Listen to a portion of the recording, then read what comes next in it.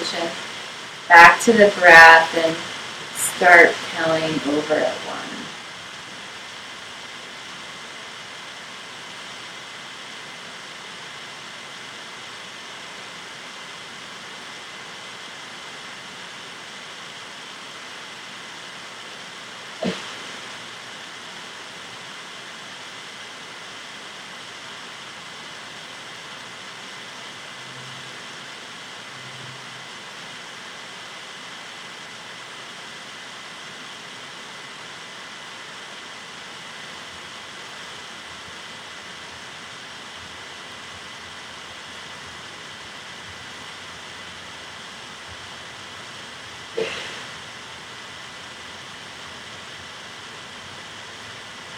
Come back to your breath at the tip of your nose.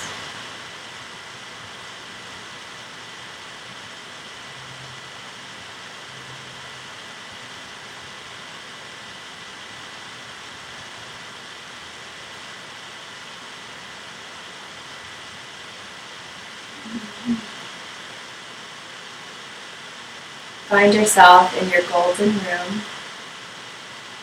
See the sun shining into the room right through the windows. It's mid-afternoon. Your room's completely golden. And then you take a look out the windows into the blue sky.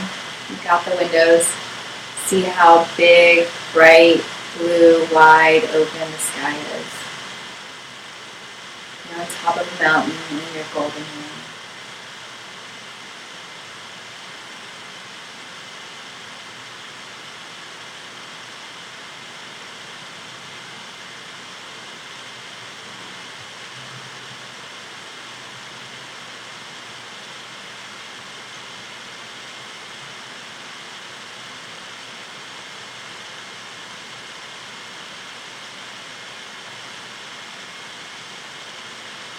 Look into the valley, see the trees.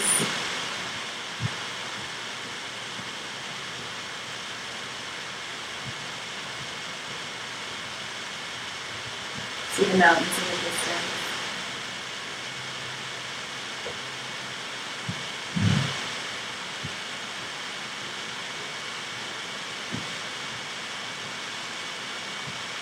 Bring your attention back to the golden room. And invite your teacher or some holy being, someone you admire, someone you might have never met before, maybe some person you don't know shows up. Anyone that you feel has some kind of qualities that you really admire and you would like to emulate. Bring that person in front of you. And just sit with them. Feel their presence in front of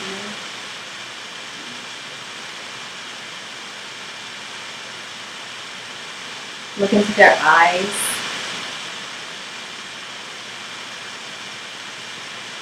See them smiling back at you. They're really happy that you invited them to be with you.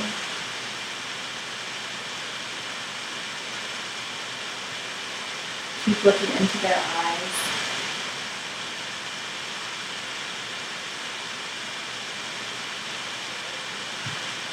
They're so happy.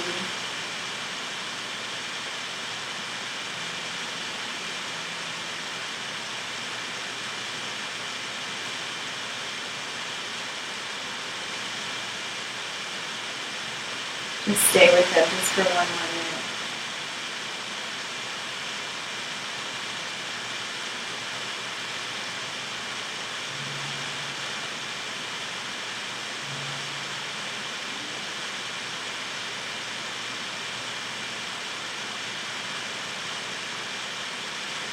Keep looking into their eyes.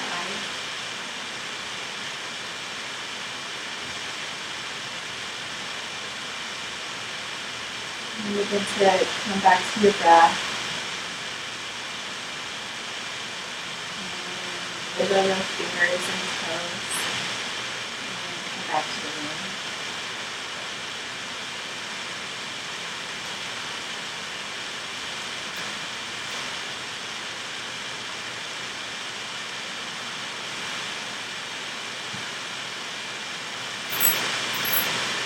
Okay, so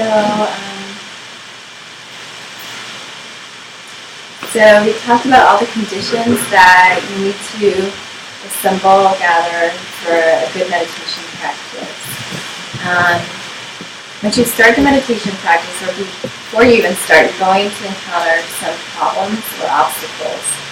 So the first obstacle, does anyone remember? Chelsea went over last week. Yeah. Exactly. Laziness. Lay low in Tibetan. That's the only Tibetan word that you're going to hear tonight. Not wanting to meditate. Just like saying, oh, I have too many things to do. I don't have any time. I have to do this today. I have to do this today. And they're all more important. And if I don't go to work, I'm going to get fired or whatever. I mean, they're all excuses. And the most important thing in your life is meditation. So really just looking at the question and saying, you know what, only 5 minutes. You start with 5 minutes, and sometimes you might not even have 5 minutes, you might have 2 minutes, but you come to your breath and you think of your teacher and make it a short meditation if you are short on time. So because laziness is the most difficult obstacle, we have 4 antidotes. And Geshe Michael explained it. First, his analogy is really cool, and it really got me. So you want to think of a high school boyfriend, girlfriend, anyone you had a crush on, and when you see them, you're like, oh, I really admire this person, right? So the first one is like this faith. I'll go back to the meditation example. You see these meditators and they're like, wow, their life changed dramatically and I want to be like them. So you have this faith that what they have to offer is going to improve your life, just like it improved their life. You see all these benefits. Going back to the high school analogy, you see this person, you're like, oh, I want to be just like them. I want to spend all my time with them. So that's the first antidote. You see all these great things that meditation can do for you. Number 2 is if you get this faith, you're like, I really want that. And you have this aspiration. And so you start to go for it. And number 3, you start to make an effort. You're like, okay, well, this person made leaps and bounds. Their whole life changed dramatically. They're so much happier. I'm going to make this effort to get to class. I'm going to do whatever it takes. So you get this faith that it's a good thing. You have this aspiration, this wish, and then you make the effort, and then you're good at it. The fourth antidote. You become agile. And so then you've conquered your laziness, which is the first problem. And funny thing, Geshe Michael says, well, if you're so lazy, at least you're not going to get to the other problems. But okay, so we want to get to the other problems because we're not lazy. So the second obstacle that you're going to encounter, like I said, forgetting. I was like, what is the second obstacle? Forgetting the instructions. What it really means is losing the object. So here, for example, if we're meditating and we're focusing on the teacher or the holy being who's in front of us, all of a sudden my mind is like, my stomach's hungry, what's for dinner, or whatever. All of a sudden, my mind's, not forgetting the instructions because my goal is to stay on the object. So number 2 obstacle is losing the object, and the antidote for that is just recalling, coming back to the object. So some things you can do to avoid losing the object are pick an object that you want to meditate on, a virtuous object. I wouldn't recommend meditating on Starbucks coffee or anything. It's not going to get you that far. I bet we do that most of the time, yeah. So pick a wholly virtuous object that's going to open your heart. And what else can you do? Excuse me. Yeah. Can you be more specific with the object?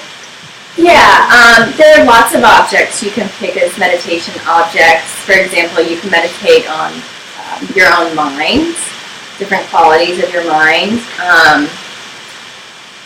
Your teacher, you could do Tonglen meditations where you're focusing on someone's suffering. So the best thing is to pick an object and stick with it. Like say, right now we're really focusing on these golden room meditations. For the whole 5 weeks, I'm really just going to focus on the golden room because you make the most progress when you pick meditation objects and stick with them.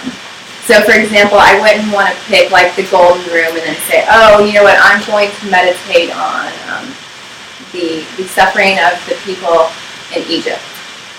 All of a sudden, you don't want to switch meditation objects in the same. Let's talk more about this. This is a huge topic. Yeah. That's just the basic. The list that's in the book, but this is a larger topic, and we can definitely talk about it. Yeah, thank you. We're just doing a brief overview right now. And it's in the book. There's also more details in the book. Yes, and page. Yeah, I wanted to bring up something Chelsea said. So all this stuff is actually on page 233. 233. No, 260. Oh, wait. I'm going to tell you right now because I have it.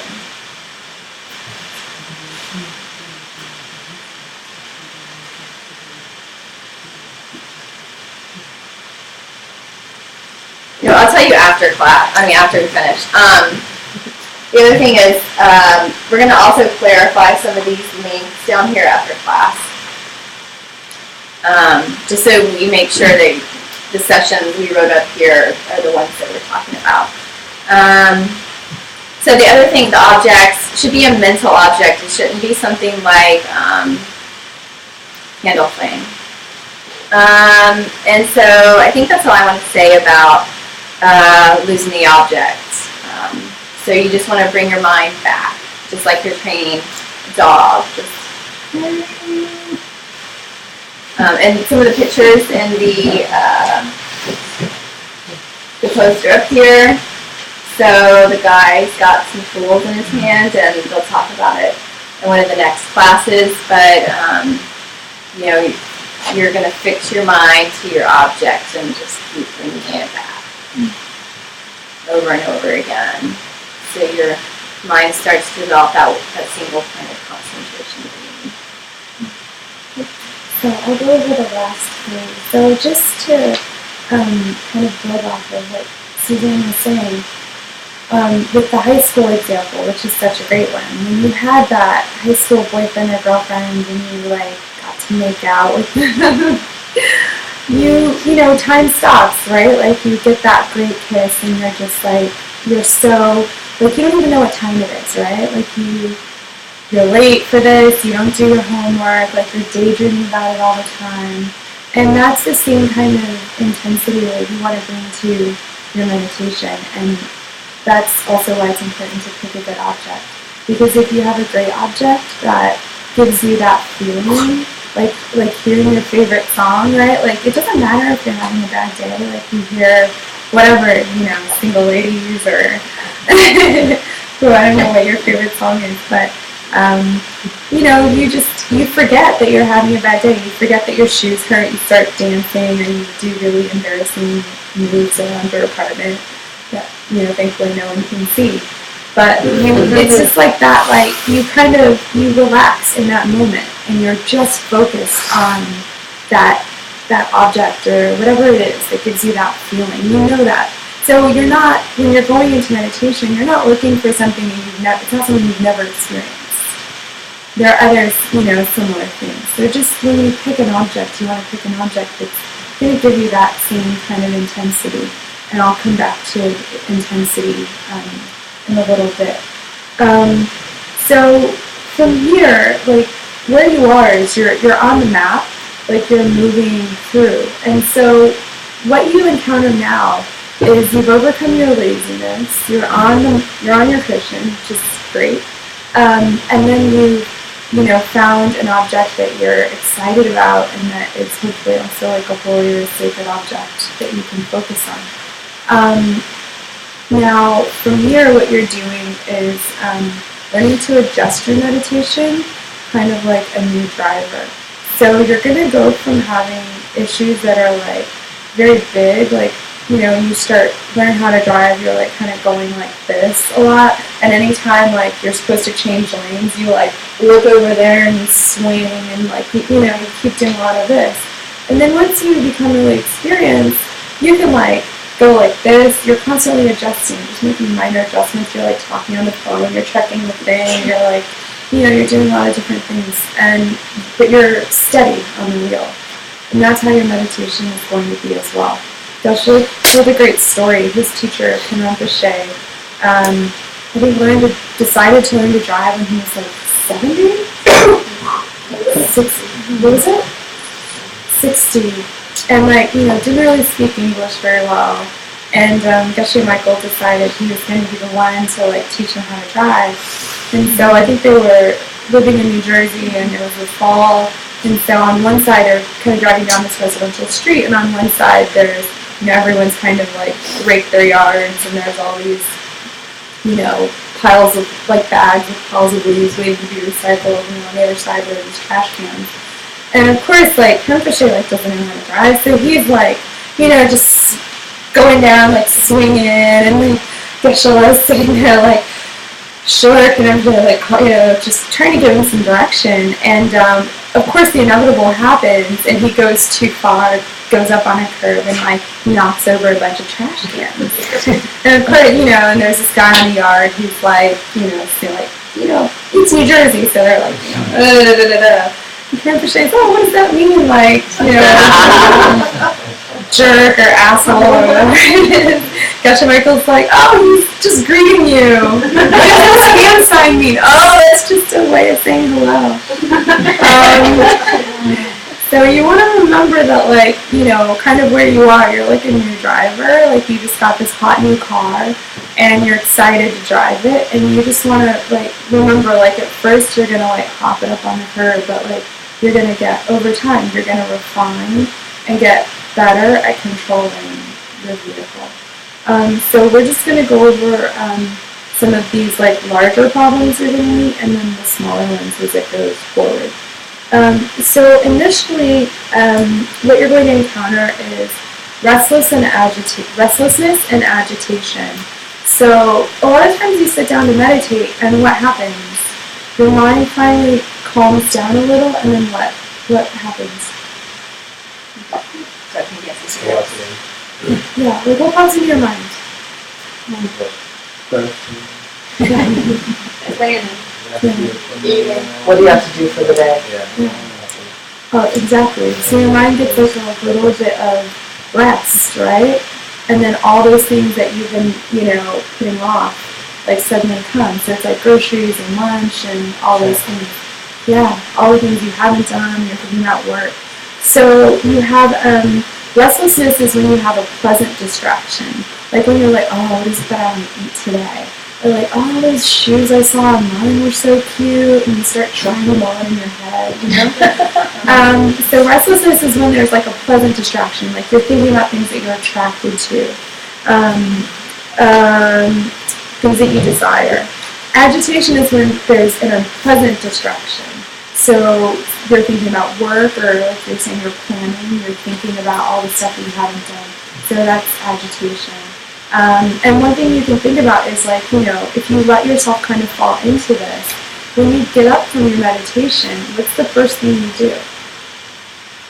Like, is the first thing you do, like, hop on your BlackBerry and send messages, or you, like, write out lists?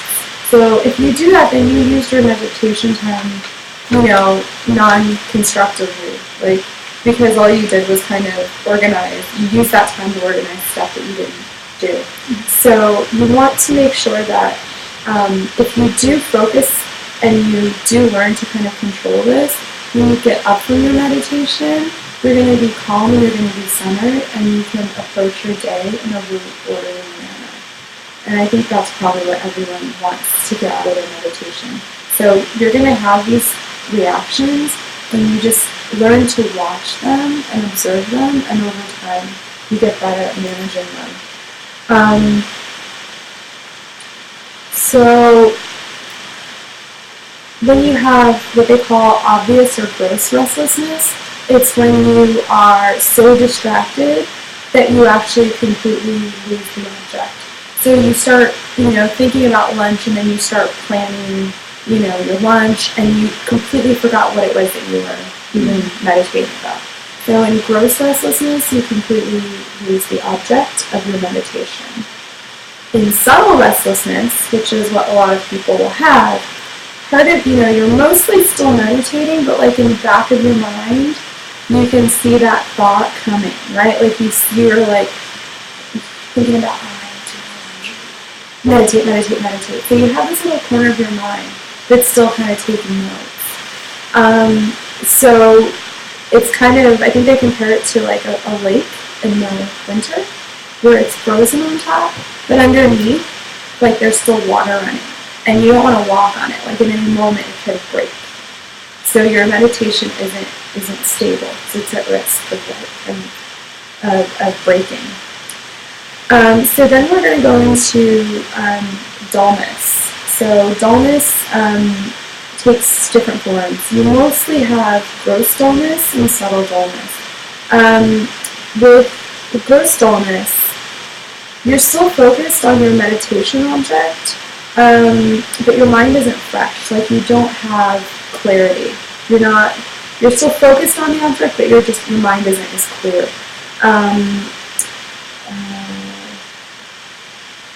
So one good thing to kind of remember is, don't meditate at times of the day when you know that you're tired, or you've just eaten a big meal. It's going to be harder for your mind to stay sharp. So I'm a night owl. Like I actually am not very awake in the morning. So I'm sharpest at night. I am really efficient at working at night. So I set aside a time to meditate at night, because when I meditate in the morning, I just kind of float around and it's not focused. So you want to think about, the times when, based on your schedule and your demands of the rest of your life, when you're sharp and you can have that clarity of mind for your meditation. Subtle dullness is when your mind is fresh. So your mind is fresh, your mind is clear, but you don't have any intensity on the object. So you're in the meditation and you're doing everything that you're supposed to be doing, but you don't have that feeling of like being lost in the object like we were describing, right? Like making out in the car when you're in high school or whatever. Like you don't have that intensity, that excitement that you're bringing. So the danger, and I think subtle dullness they describe as one of the most dangerous of these to fall into, because you can mistake it for real meditation because it feels real. You're like, I'm on the commission, I've still got the object, I'm not thinking about dinner, everything feels right, and my mind is clear, I feel great.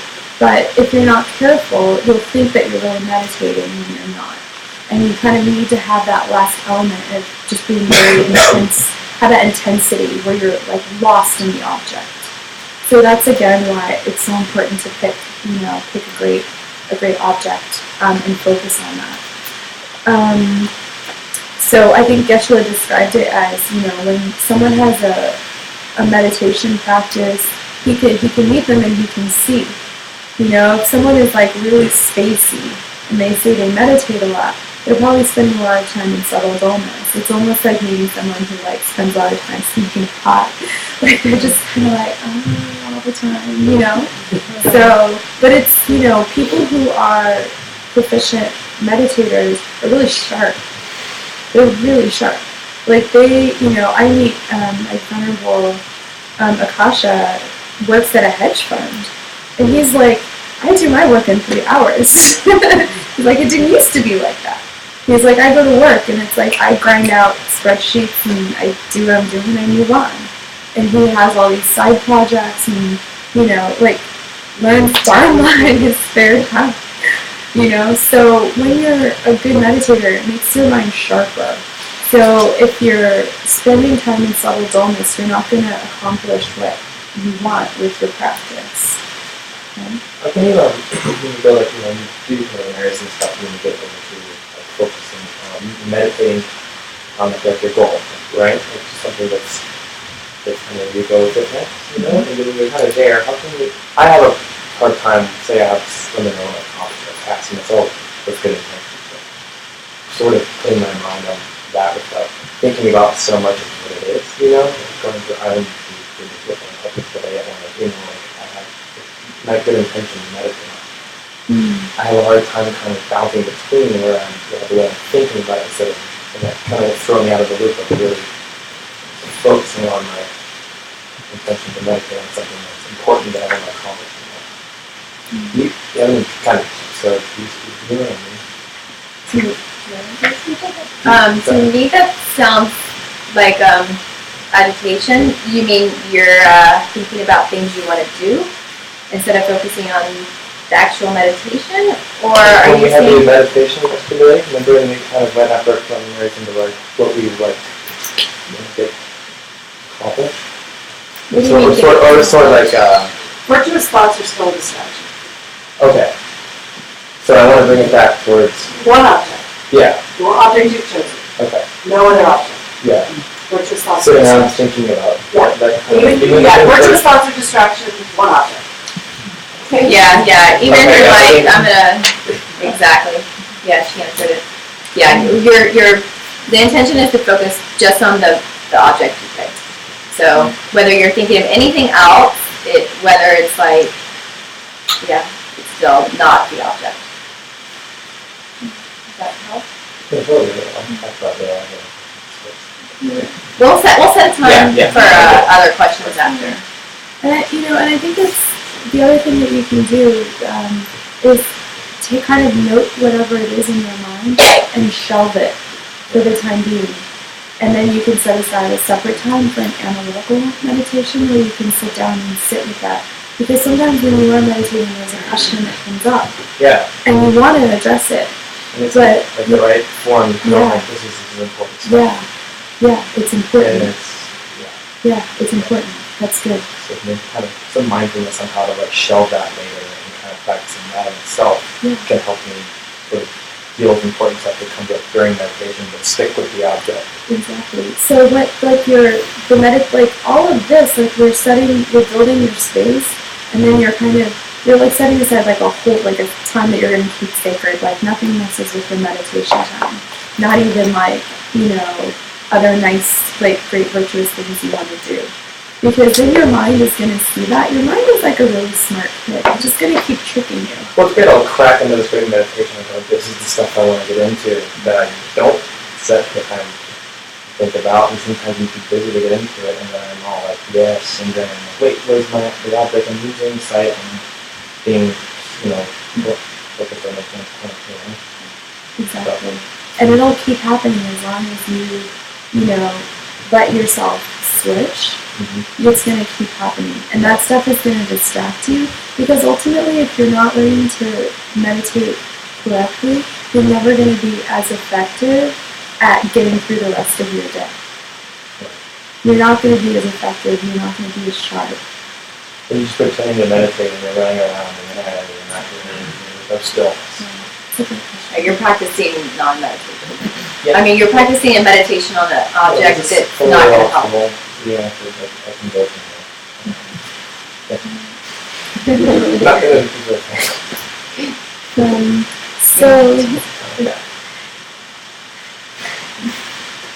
So the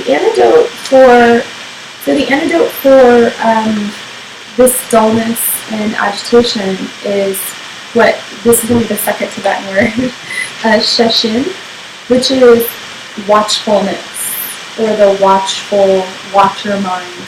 And when we were doing our breathing, we were saying, kind of put your mind at the tip of your nose. So you're setting a sentry, and what you do is you keep a little corner of your mind that's watching what you're doing. And other parts of your life, you're always doing that, right? There's always this like background commentary going on, like sometimes. And so you're going to do the same thing, but you're like setting up a little babysitter that is going to sound the alarm if something goes wrong, and is going to tell you, to bring your you're off the object, you're off the object, you're off the object. So the role of the magician is just to be a watcher and to alert you if there's a problem. So what you want to be aware of is that you don't want to go overboard and have, the watcher be so distracting that it breaks your meditation, and you don't want him to be like kind of lazy and too quiet, because then it's not going to sound the alarm and you're not going to really focus on it. So the more you do it, the more you'll get better. And again, it's this. Yeah. So the next obstacle is failing to take action when you should. So essentially, your watcher rings your alarm, and your watcher doesn't actually fix anything. Your watcher just tells you something's wrong. Like, your watcher is just the alert system. But what you're doing now is you have to react, and so you have to kind of know what to do in a different situation. So if you're feeling that you're having subtle dullness, so it's almost like you feel kind of like slightly depressed, you might want to bring your mind back up. So you might want to brighten your mind. It's when you don't have enough intensity, like as we were talking about. So you can kind of, that's right. So you want to kind of tighten the mind down a little bit. And if you do it too much, it'll become restless. So it's one of these things where you have to be careful how much you kind of adjust what you're doing. But it's, each one there's kind of, you go one way, you go the other, and you try to bring it in. If you feel like you're having gross dullness and your mind feels over-constricted, then you want to kind of feel like you want to open up, like you want to go wider. You want to kind of open the mind up, because otherwise you're going to drop the object completely. So in this case, you can try to think of happy thoughts, try to think of like radiant objects, things that can bring you joy and like bring some light into your mind to kind of dispel some of the dullness that you're having. What was the part in the section before, the subtle dullness that you, I think you add light? I think, yeah, it's almost like you feel slightly depressed, but it's because you don't have it. It's like, remember we were saying you don't have that intensity? Right. So what is the thing that you would add to it? Like with burst dullness, you say add happy radiant objects. yeah. Is there something that you could add, or? I kind of have in my notes. You can try to tighten down, but I think you can also add some light. But it's not going to be as strong as with the gross dullness, because then you'll overdo it. So with the subtle, I think it's more like trying to brighten the mind and bring that intensity back I think you in. said before about the song and about that sort of intense joy, that kind of like using an object, have already in your mind some kind of time when you remember that feeling of intense engagement, right? And bring that up. Yeah. Like have a baseline in your mind of what it feels like to be intensely engaged with something. And so even if you have to go slightly off the object to like remember what it feels like to be engaged with that song, then you can transport that feeling back to the object. By the way, you will not be battling self-dullness until about the 5th level. So mostly you're going to be dealing with gross agitation and dullness for the most part, which means just keeping your mind on the object. But that kind of intensity, and there's a great word, right? Nar. I mean, it's that you want to like play with it though. And one of the things, one of the beautiful instructions that Geshe gave at the retreat was really falling in love with that object, right? Really, when you're looking into the eyes of this person that you're sitting with, like, you don't want to do anything else but do that with them. And fall into that feeling, right? So get used to what that is for yourself, right? Because my gnar is not your gnar, right? So find your gnar. Get your gnar on. Yeah. I know this is weird, but I have trouble looking, even though I'm imagining it, I have trouble looking into the person's eyes. Yeah. I think. That's my mom. Oh wow. Oh wow. I don't know. You can use shapes. And actually the feeling is more important than what you see. The engagement with the object, when we talk about clarity is not how clearly you see the image in your mind. Clarity is about the clearness of what your relationship to the object, right? So that you know it's your mom, focus on that feeling and how you feel about your mom. That is going to be the thing that is going to hook you. And Danielle talked about tying your mind to the object. Imagine there is like a hook in your heart that's pulling you towards this object, right? And you can imagine that rope pulls the other way too. When you're drawn, like, what is it that's going to like deeply engage you in that? So if you're looking into the eyes, and I actually use the eyes when I know that I'm a little sleepy, because the eyes make you be really focused. So you're going to think, like, get the shape of the eyes. Focus on the iris. Try different components of it. But again, it's not about the visual, it's about the feeling. What it feels like to look into the eyes of someone that you know loves you unconditionally and wants nothing but happiness for you. And I think that when you talk to different people, and I talk to different people on retreat, everyone's room is different. Like, some people everyone's some people decorated their room, because you're going in it 3 or 4 times a day. And then everyone's experience of, who is coming in, or how many people. Some people had all their lamas and their loved ones come in. So you can, like, what you're looking for is that feeling of like happiness and contentment and compassion and kindness. You just want to feel surrounded by that.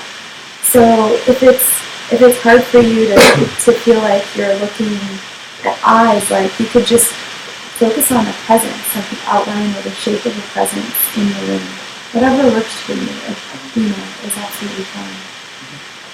As long as you're going into the room.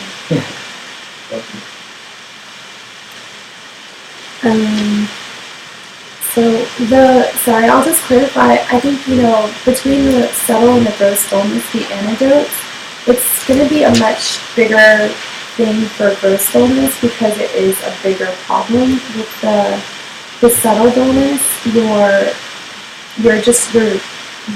kind of much closer in, you're not kind of doing these wide. So if you overdo it, you're going to make yourself go into restlessness, where you're going to become, agitated. If you're already very kind of tight in your meditation, and then you kind of introduce something very big, you're going to kind of spill over into a different problem. So that's why it's a smaller thing. It's trying to find either some brightness or something that reintroduces that intensity to keep you on track, but like on an even keel. So you're not trying to go over too much one way or the other, but you're just trying to reintroduce that intensity. For subtle restlessness, when you haven't lost the object, but you're just restless and these kind of different ideas and things are threatening to break in, the antidote there is to try to relax. So there you relax and just try to release your mind slightly. It might be that you're trying to hold things a little too tight. So just try to relax into focusing on the object. Also, for agitation, you want to you're thinking about lunch, you're thinking about all the things you need to do, impermanence. So if you start to think of impermanence and death, that will bring your mind way back down. You won't be thinking, oh, my presentation was not going to go well, or whatever. So you start to think about the real reason that you're meditating and all the suffering, and so you want to just bring your mind back down, so it's not running away. With gross restlessness, I think I should use gross and then subtle. But with gross restlessness, typically your mind is kind of too high or too distracted, and so you would do the opposite. You would think about depressing things. Is that what you want? Yeah, when you're agitated or restless. Exactly. I'm distracted. I think, I'm not sure I can't remember the umbrella term for distraction or restlessness. Like, you're either dull or agitated, restless, distracted, right? Your mind's either thinking about things you want or you don't want, or not thinking about your object, or you're like falling asleep. So for the dullness, you want to brighten, or for the agitation, you want to bring back down. So it's kind of like up or down. And then so the final one is taking action when you shouldn't. And that one is really easy. The antidote is don't do anything. So that's when you've moved much higher up, usually level 8 or 9, and you've gotten really good at driving your vehicle and you're really steady.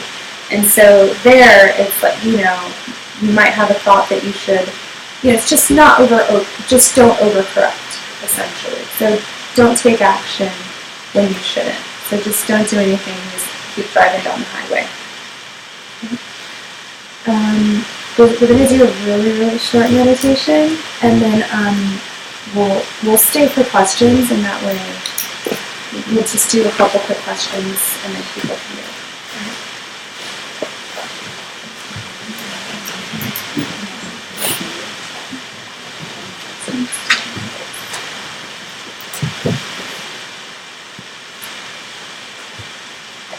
So you're going to get into your meditation posture. Straighten your back.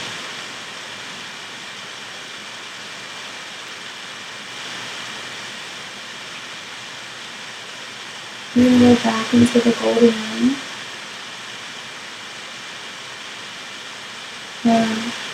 Our teacher, our guide, protector is still waiting for us.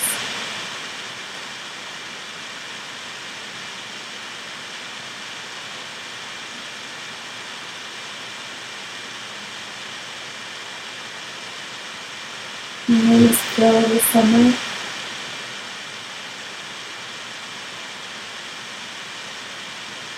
And you feel the sun on your skin.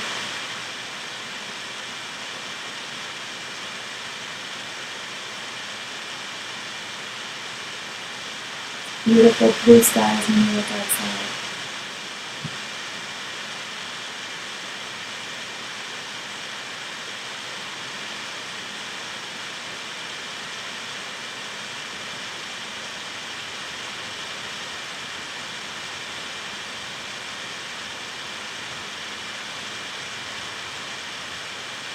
And you sit down across from your teacher.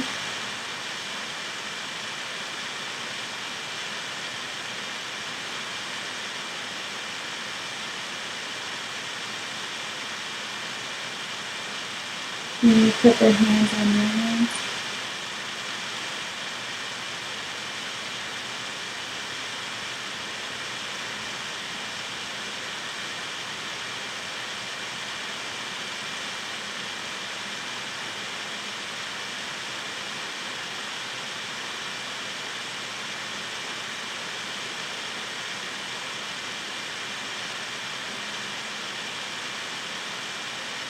And you feel their presence.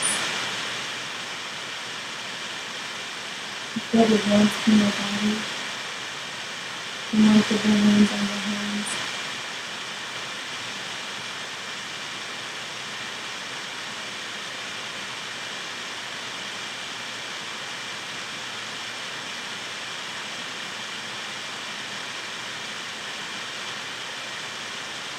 Focus on feeling that presence in the moment here.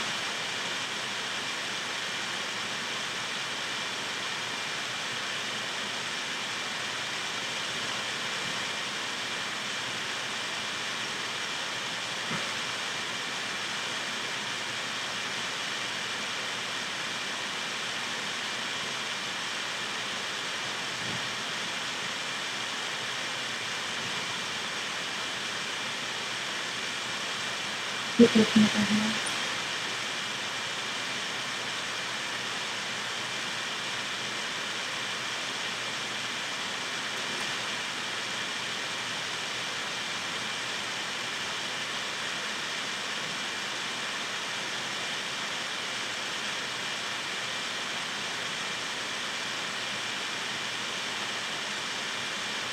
Feeling into the hands.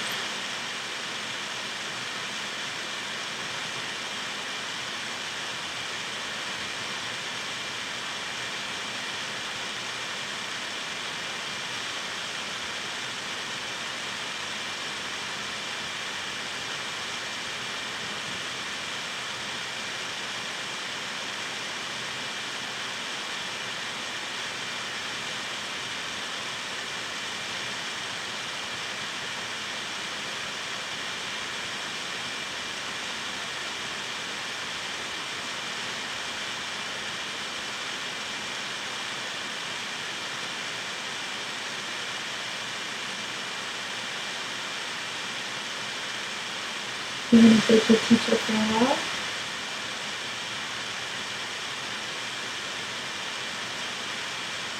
And come back into this room.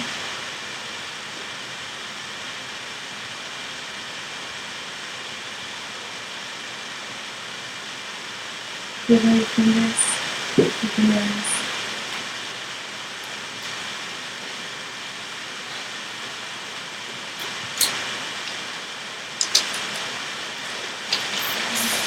So when you do your daily meditations, don't focus on getting 20 minutes or 30 minutes or an hour. If you can get 3 to 5 minutes of really solid, focused, intense meditation, especially by this last one, it felt really good and really calm in here. That's what you're going for, and that's going to be enough to build on. And over a few weeks, you'll build it up to, 15 minutes or 20 minutes. But you want it to be really good quality meditation. You want it to kind of feel like this. So don't feel like, I'm not sitting for an hour, then it's not meditation. It's not true. So focus on, really looking at kind of what we did today and looking at kind of clearing your mind. Think about how you feel right now. Think about how you feel and how you felt during these short meditations, and just try to remember that feeling and sit down again. Any questions?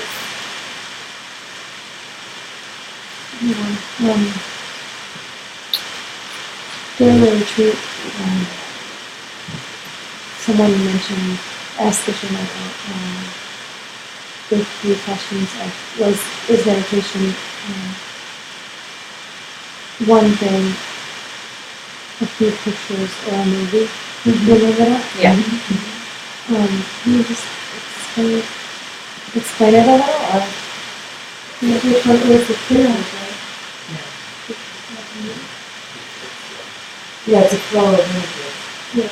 But that's how your mind is writing images, right? Yeah. But you don't want, what you don't want is still. It's a good question, because what you don't want is a statue, you don't want a picture, you want a living, breathing being. And Vandala, wonderful last time, talking about how you see their chest rise and fall, you feel the warmth of them. And so you want to make it real, right? You want to make it vivid and rich. And it's not, so it's sort of, in a way it's not a movie, it's not images, but it is the sense of a series of images, but that's more like how your mind is, how it's arising in your mind. But you want to make it real. That's amazing. I know I'm getting too. Well, I'm thinking like when you look at in the eyes of someone that, you know, you have an intense love for. I don't know if anybody else, but you tend to then start to think about where the love came from. And You start to elaborate. yeah. Yeah. Yeah. The elaboration is still a distraction. But you use those, but it's better to have an elaboration that will bring you back to the object. So so one way to get back to the object, if you're going to find some circuitous routes to get back to your object, right? So you want it's one of the instructions is you don't want it. It's really hard to just go, no, bad, come back. It's easier to go here, back over here, right? And so you can, if your mind starts to lose the object of, let's say, the eyes, you can recall, like I said, that kind of intensity, or that sense of feeling, which is going off your object slightly to bring you back to the object. So this is the whole thing that Danielle was talking about with the driving. That's the driving, right? So you're going back and forth, and keeping your mind focused on that object. So the stories the elaborations, the stories that you tell about your object, are useful to the extent that they help you get back to the object. But if you're going off thinking about the quality of the eyes and the personality of the eyes, it's not your object. It gets very subtle. You use it. So does it make it important to sort of like build your teacher up when that person made it and spend time doing that outside of meditation to kind of make it holy or valuable? What do you mean? Like if you're drawing on a teacher, right, and that's really important, it's someone that you really love, and she's talking about all these thoughts of what brought you to that, and thinking about things behind them, not the image. Qualities of your teacher and... Right, so maybe other practice outside of that meditation right then at that moment is to know where it came from, sort of look into it more and spend time studying. Sounds like a great gratitude meditation. Like, you can think about all the qualities that you're grateful for. Because she's talking about struggling with all those things. So then if you can sort of like reflect on them in another analytical. Yeah. Does that make it more, if it's real and it's powerful, does that sort of build that in your mind? Does that make it real? They're becoming on the eyes, and then those like virtuous thoughts. Right. They're becoming a distraction. Yeah. But they're all in that moment when we were doing meditation just then. It was all about the same. Right, you're all I'm the object, but you're around the object. Yeah. But I think that what you're saying, doing an analytical meditation at another time, or a contemplation. Mm-hmm. You know what I mean? Just sitting I do it all the time of the day. Yeah, exactly. So then build up your nar, right? Build up the story of your teacher or this person, or think of their good qualities, list of their good qualities, and then well, when you get into the meditation, you're not thinking about those qualities. You're feeling the feeling that it's elicited because of those qualities. Sure, and you're spent time sort of like reflecting and actually getting into why it's real on your off time. You're not on the mat. You're building up your teacher, and you're like spending time thinking about my guru or whatever it might be that I'm really, wow, that's a good walking meditation. And kind of like reflect on their qualities and their teachings and like what they practice. I mean, kind of make it make the opportunity like to get on your mat and like make it. The other good time would be during your preliminaries, because if you do your preliminaries, then you actually have time to kind of spend with your guru and your teacher and mentor. Okay. And you can appreciate their qualities. Yeah, you can spend as much time on your preliminaries as you want, but I think you can go deep. But I think doing both is great, right? Because in that preliminary meditation, you're thinking of their qualities. The first thing you do is you think of their high qualities. I think about my teachers a lot more when I'm not doing my preliminaries. Like, like during my when I'm in my day. Like I like this. Whatever works. But the thing that is really important, I don't think has been said yet, is that you need to know what you're doing before you sit down. So that means you don't sit down and say, If you're gonna do a single pointed meditation, right, in the golden room, you know that before you sit down. Okay. You see, you don't sit down, close your eyes, and then go, what should I meditate on? You see? Yeah. Because it's too slippery. Right? So know ahead of time. So what I'm saying is, know that you're doing a single pointed meditation when you sit down to do the golden room. Know that you're going to sit down and do a analytical meditation when you sit down to do an analytical meditation, and know what it's going to be on.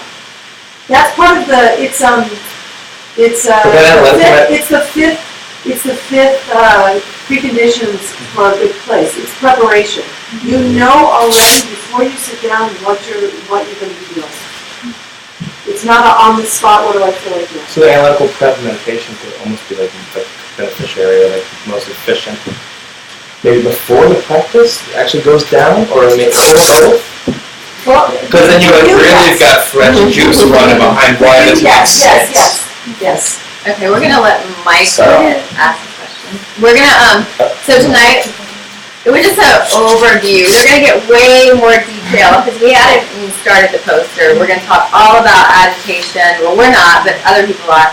All about dullness. So tonight's just like a little dust of sand. Some glucose. Yeah, and Well, I was going to say you sit down and say, where you at? When you're and you focus on it, so you practice steps. And everyone often you value every single quality. First you bring them, right?